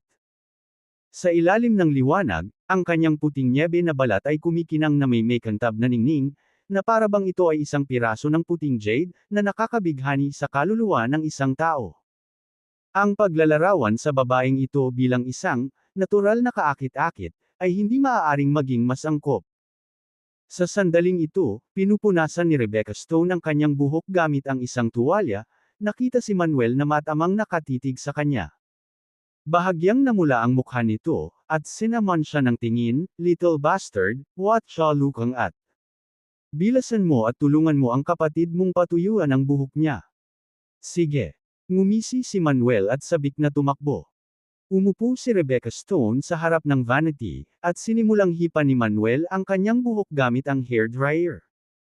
Maganda ang ginagawa ni Manuel, ngunit nang dumilat ang kanyang mga mata ay nasilip niya ang cleavage ng babae. Mabilis na iniwas ni Manuel ang kanyang tingin, binibigkas ang coming incantation sa kanyang isipan, at tinuon ang pansin sa pagpapatuyo ng buhok ng babae. Natural na nakita ni Rebecca Stone ang kahihiyan ni Manuel, nakakurbo ang kanyang bibig sa isang ngiti, at nagtanong, "Little bastard, maganda ba ang kapatid mo?" Walang pag-aalinlangan, sumagot si Manuel, "Maganda." Tanong ni Rebecca Stone, "Kung gayon sino ang mas maganda, ang kapatid mo o si Julia Stewart?" Ito. Biglang natarante si Manuel, hindi alam ang isasagot, "Hindi ba ako makakasagot?" Sinabi ni Rebecca Stone, "Hindi, kailangan mong sagutin." Sumagot si Manuel, "Senior sister, both you and Julia each have your own merits and are all very beautiful." Umiling si Rebecca Stone at sinabing, "Hindi ako kontento sa sagot na iyon." Walang magawa si Manuel, "Fine, senior sister, mas maganda ka." Ngumuso si Rebecca Stone, "Tignan mo, parang pinilit kita." Paulit-ulit na umiling si Manuel, "Hindi, senior sister, hindi mo man lang ako pinilit, sa tingin ko talaga." Napaisip siya, "Julia, pasensya na, kailangan kong makapasa sa pagsusulit ng aking senior sister." Sumulyap si Rebecca Stone kay Manuel at sinabing, "Bagaman narinig ko na si Julia Stewart, alam kong isa siyang sikat na dilag at presidente sa River City. Gayunpaman, hindi ko pa siya nakita noon, kaya kailangan kong tingnang mabuti bukas at tingnan kung anong uri ng babae ang maaaring makaakit sa iyo, munting bastard." Tahimik na nagdasal si Manuel sa kanyang puso, umaasang walang gulo kapag nakilala ng kanyang senior sister si Julia bukas. Kabanata 209, Kabanata 209, numero 1 ng East Nation. Hinawakan ni Rebecca Stone ang kanyang buhok at sinabing, "Sige, halos tuyo na ang buhok ko, maligo ka na." "Okay." Sumang-ayon si Manuel, ibinaba ang hairdryer, at nagmamadaling pumasok sa banyo. Pagkapasok sa banyo, naligo si Manuel para mapatay ang apoy sa puso, nagsuot ng shorts, at saka lumabas ng banyo. Nakita niya si Rebecca Stone na nakasandal sa gilid ng kama, nag-scroll sa kanyang mobile phone. Nang makitang lumabas si Manuel, tinapik ni Rebecca Stone ang lugar sa tabi niya at sinabing, "Bilasan mo at humiga ka na, anak." Awkward na ngumiti si Manuel at sinabing, "Senior sister, sa sahig na lang ako matutulog." Tinitigan siya ni Rebecca Stone, "Anong floor? Humiga ka kapag sinabi kong get in bed, stop being so coy." Oo. Walang ganang tumanggo si Manuel, saka humiga sa kama at humiga na nakatalikod kay Rebecca Stone. Pinatay ni Rebecca Stone ang ilaw sa kwarto at nahiga rin. Nabalot ng kadiliman ng silid at naging tahimik. Sobrang tahimik kaya naririnig ni Manuel at Rebecca Stone ang paghinga ng isa't isa. Sa sandaling ito, bagamat nakatalikod si Manuel kay Rebecca Stone, hindi kalmado ang kanyang puso. Ang bango ng isang babae, shower gel, at shampoo ay patuloy na pumupuno sa mga butas ng ilong ni Manuel, dahilan upang bumilis ang tibok ng kanyang puso at bumibilis ang kanyang paghinga. Ang pagkakaroon ng kagandahan sa malapit ngunit walang magawa iyon ang pinakamahirap na bagay. Habang nawawala sa pag-iisip si Manuel, bigla na lang siyang nakaramdam ng init at lambot sa kanyang likod, dahilan para manginig ang buong katawan. Katutubo niyang gustong lumayo, ngunit inabot ni Rebecca Stone at diretsyong niyakap siya. Bulong ni Rebecca Stone, "Huwag kang gagalaw, bata." Bagamat sinusubukan ng babae na panatilihin ang kanyang kalmado, bahagyang nanginginig ang kanyang boses, na nagpapahiwatig na ang kanyang emosyon ay hindi rin masyadong kalmado. Halos gustong umiyak ni Manuel. Kailangan ba talaga ito? Bahagya siyang nagpumiglas at sinabing, "Senior sister, hindi ba pwedeng matulog na lang tayo ng maayos? Natutulog tayo ng maayos." Sagot ni Rebecca Stone at saka malumanay na sinabi, "Nung maliit ka pa, ganito na ang hawak ko sa'yo habang natutulog tayo. I just want to relive those feelings." Nang marinig ang mga salitang ito, napabuntong hininga si Manuel at tumigil sa pagpupumiglas, unti-unting nakaka-relax ang kanyang katawan. Idiniin ni Rebecca Stone ang kanyang mukha sa likod ni Manuel at bamulong, "Mga 10 taon na ang nakalipas mula noong huli tayong nagkita, hindi ba? Talaga, 10 taon na." Tumango si Manuel bilang pagsang-ayon. Bamulong si Rebecca Stone, "Hindi ko akalain na sa isang kisap mata ay lalago ka ng husto, mula sa isang maliit na bata tungo sa isang lalaki." Talagang lumilipas ang oras. Hindi nagsalita si Manuel, ngunit bumalik ang kanyang iniisip sa nakaraan. Noon, siya at ang kanyang 5 senior sisters ay nagsasanay, naninirahan, naglalaro, at nagloloko. Ang mga alaalang iyon ay maganda, nararapat alalahanin at pahalagahan magpakailanman. Pagkatapos ng sandaling katahimikan, muling nagsalita si Rebecca Stone, "Anak, gusto mo ba talagang pakasalan kaming 5 ni senior sisters?" Sagot ni Manuel, "Senior sister, hindi ba iyon ang kasunduan natin?" Napabuntong hininga si Rebecca Stone, "Pero alam mo ba kung gaano karaming hamon at kahirapan ang iyong haharapin kung gusto mong pakasalan tayo? Para sa akin, hindi naman masama. Ako ay isang ulila tulad mo, at maaaring gumawa ng mga desisyon para sa aking sariling buhay. Gayunpaman, iba ang iyong pangalawa, pangatlo, ika-4, at ika-5 senior sisters. Ang kanilang mga pamilya ay pambihira. Kung gusto mo silang pakasalan, kailangan mo munang pumasa sa mga pagsusulit ng kanilang mga pamilya. Higit pa rito, ang iyong pangalawang senior sister at ang iba pa ay lahat outstanding, na may hindi mabilang na manliligaw. Kabilang sa mga manliligaw na ito ay ang mga young masters mula sa matataas na pamilya, business magnate, underground powerhouses, at martial arts experts. Kung gusto mong pakasalan ang iyong second senior sister at ang iba pa, marami kang pagsubok na haharapin. Sabi ni Manuel, "Hanggat hindi magbabago ang puso ng second senior sister ko at ng iba pa, tutuparin ko ang pangako ko at haharapin ko ang anumang hamon." Lumapit pa lalo si Rebecca Stone kay Manuel at mahinang bamulong, "Anak, dapat mag-focus ka muna sa pagiging outstanding mo. How about I set a goal for you? Anong layunin? Tanong ni Manuel. Ang numero isang tao ng East Nation. Binibigkas ni Rebecca Stone ang mga salita at nagpatuloy, kung maaari kang maging number one person in East Nation, sa panahong iyon ay makokontrol mo na ang lahat sa bansang ito, at walang sinuman ang makakapigil sa aming 5 na makasama ka. Ang numero isang tao ng East Nation. Marahan na bumulong si Manuel na may determinadong pagkinang sa kanyang mata, naiintindihan ko, Senior Sister. Dahil sa mga salita ni Rebecca Stone, ang binhi ng ambisyon sa puso ni Manuel ay nagsimulang dahan-daang mag-ugat at lumago. Sa una, wala siyang gaanong ambisyon o adhikain, at ang pagbaba ng bundok ay para lamang matupad ang kahilingan ni Neil Kuntz at pagkatapos ay hanapin ang kanyang 5 senior sisters at mga magulang. Pero ngayon, nagbago ang tingin niya. Upang makasama ang kanyang 5 senior sisters sa hinaharap, dapat siyang maging mas mahusay at mas malakas. Sa sumunod na pagkakataon, walang sawang nag-usap sina Manuel at Rebecca Stone, pinag-uusapan ang kanilang pagkabata at ang kanilang mga pangarap para sa hinaharap. Hanggang sa hating gabi ay unti-unting nakatulog ang dalawa. Maagang umaga kinabukasan.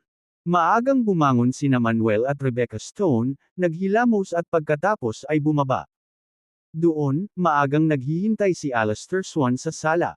South Protection King, Mr. Bennett, magandang umaga. Mabilis silang sinalubong ni Alistair Swan. Bagamat sobrang curious siya kung bakit lumabas sa iisang kwarto sina Manuel at South Protection King, pribadong bagay iyon ng South Protection King, kaya hindi na siya naglakas loob na magtanong pa. Tumango si Rebecca Stone at nagtanong, anong problema, Alistair? Is something wrong? Sumagot si Alistair, South Protection King, Mr. Lesser mula sa South City Province ay dumating kaninang umaga. Gusto daw niyang bisitahin ka at pag-usapan ang ilang bagay sa iyo. Gusto mo ba siyang makita? Tatanggi na sana si Rebecca Stone nang biglang magtanong si Manuel, Mr. Lesser is here. Sagot ni Alistair, oo, naghihintay si Mr. Lesser sa front hall. Kaibigan mo ba si Mr. Lesser? Tanong ni Rebecca Stone kay Manuel. Oo. Tumango si Manuel. Sabi ni Rebecca Stone, dahil kaibigan mo si Mr. Lesser, tingnan natin siya. Alistair, pakiimbitahan si Mr. Lesser. Oo. Tumango si Alistair at mabilis na umalis. Hindi nagtagal, dinala ni Alistair si Flint Lockwood mula sa labas ng villa. Pagkapasok niya, tumawa si Flint Lockwood at sinabing, South Protection King, talagang hindi ka madaling makita. Gayunpaman, sa kalagitnaan ng kanyang sentensya, nakita ni Flint Lockwood si Manuel at agad na napatulala. Kuya Bennett, anong ginagawa mo dito? Sinabi ni Rebecca Stone, Mr. Lesser, si Manuel ang aking junior brother, at ang aking pinakamalapit na tao. Ano? Junior brother? Si Flint Lockwood ay tinamaan ng kulog, ganap na natigilan. Hindi pa niya narinig na may junior brother si Rebecca Stone, lalo pa na si Manuel iyon. Sa orihinal, humanga lamang siya sa mga kasanayan ni Manuel sa medisina at gusto siyang kaibiganin. Ngunit ngayon, matapos malaman na si Manuel ay junior brother ni Rebecca Stone, mas determinado siyang kaibiganin ito. Ang binatang ito ay sapat nang namumukod tangi sa kanyang sarili, ngunit hindi niya inaasahan na magkakaroon siya ng napakahusay na senior sister. Medyo kahanga-hanga. Tanong ni Rebecca Stone, Mr. Lesser, anong kailangan mo sa akin? Sumagot si Flint Lockwood, South Protection King, gusto kong talakayin sa iyo ang ilang isyu sa pamumuhunan sa South City Province. Saglit na nag-isip si Rebecca Stone at sinabing, Mr. Lesser, medyo abala ako ngayon. Hayaan mo akong magkita-kita sa tanghali para makipag-chat. Sige, South Protection King, mauna ka na. Hindi kita iistorbohin. Ngumiti si Flint Lockwood at bumaling kay Manuel, Little Brother Bennett, uminom tayo ng mabuti kapag may oras tayo mamaya. Walang problema. Tumango si Manuel bilang pagsang-ayon. Pagkaalis ni Flint Lockwood, sinabi ni Rebecca Stone, let's go and meet Julia Stewart. Kabanata 210, Kabanata 210, Pagkilala sa mga magulang. Sa kalsada. Si Alistair Swan ang nagmamaneho, kasama sina Manuel at Rebecca Stone na nakaupo sa likurang upuan. Bagamat tinawagan na ni Manuel si Julia Stewart upang sabihin sa kanya na may dadalhin siyang pasalubong, nakaramdam pa rin siya ng kaunting pagkabalisa, hindi alam kung magkakaroon ng anumang alitan sina Rebecca at Julia pagkatapos magkita ng harapan. Pagkatapos ng lahat, ang dalawang babaeng ito ay parehong malakas ang loob. Tila naunawaan ni Rebecca ang iniisip ni Manuel at nakangiting sinabi, "Huwag kang mag-alala, hindi ko siya ibubuli." Tinapik ni Manuel ang dibdib niya, "Mabuti naman." Nagpatuloy si Rebecca, "Gayunpaman, kailangan kong tulungan kang suriin siya upang makita kung ang babaeng ito ay sapat na mahusay at may magandang karakter. Kung hindi siya sapat na mahusay o may masamang ugali, kahit na gusto mo siya, hindi ako papayag." Iritadong sabi ni Manuel, "You're acting like you're my guardian." Naningkit ang magagandang mata ni Rebecca, "Pero senior sister mo ako, kaya hindi ba dapat ako ang ituring na tagapag-alaga mo?" Hindi nakaimik si Manuel. "At saka, wag mong ipahalata ang identity ko." Paalala ni Rebecca. "Oo." Walang gana na sagot ni Manuel. Inabot ng 1 oras ang sasakyan bago makarating sa entrance ng No. 8 Divine River Garden Villa. Matapos ay parada ang sasakyan. Nakabantay si Alistair Swan sa tabi ng sasakyan, habang si Manuel at Rebecca ay dumiretso sa entrance ng villa at pinindot ang doorbell. Maya-maya pa ay bumukas na ang gate ng villa. Pagkabukas pa lang ng pinto ay may lumabas na boses.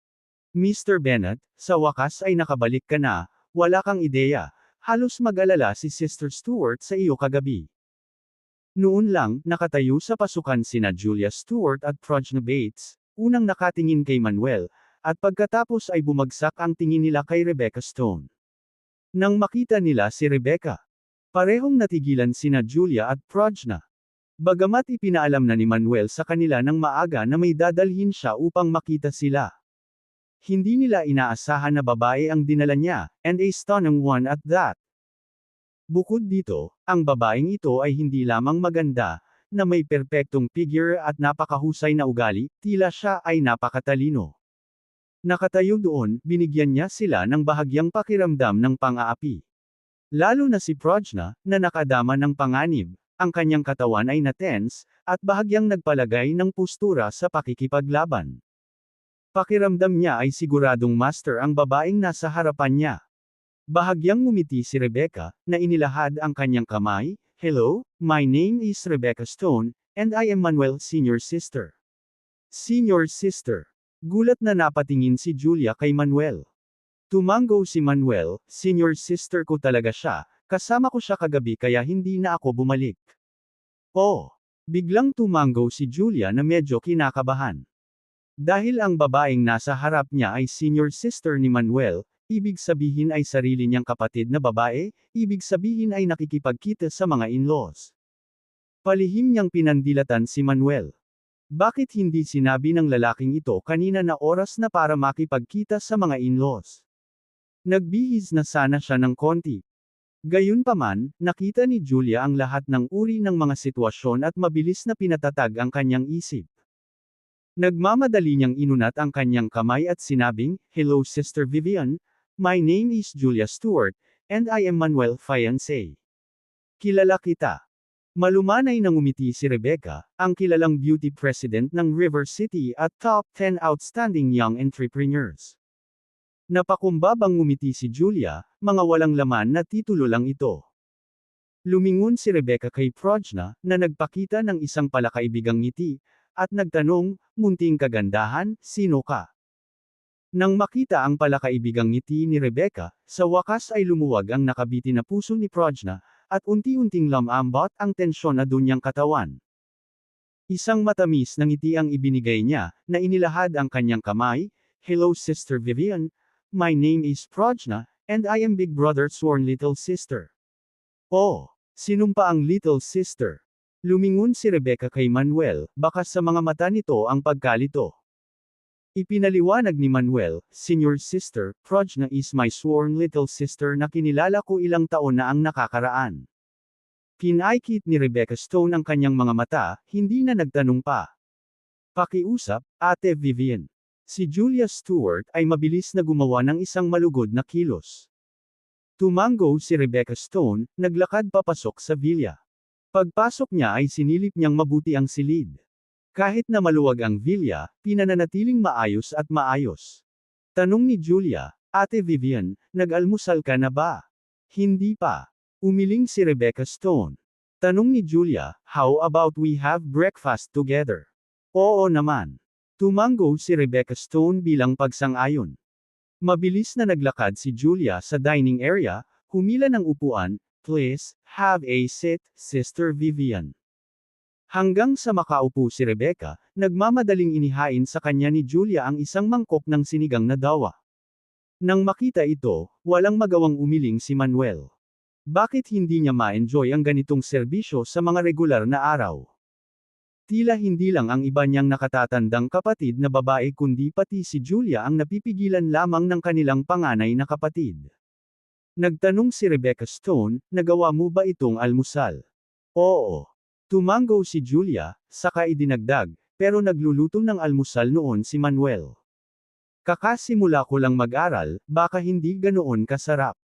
Ayos lang, lahat ay nagsisimula sa hindi alam kung paano gawin ang isang bagay. Kinagat ni Rebecca Stone ang sinigang na dawa, nakasimangot sandali. Si Prajna Bates naman ay naghain din ng bowl kay Manuel. Kumagat si Manuel, at biglang nagbago ang mukha niya. Banal na tae. Ito ay unbearably kakilakilabot, tama. Paano ito magkakaroon ng maalat at sunog na lasa? Ito ba ang maalamat na dark cuisine? Gayunpaman, sa kabila ng kasuklam-suklam na lasa nito, hindi ito pinalabas ni Manuel. Ate Vivian, kamusta na? Masarap ba? Kinakabahang tanong ni Julia. Ayos lang. Mahinahong sagot ni Rebecca Stone, walang putol na dinampot ang isang basong gatas sa mesa para higop.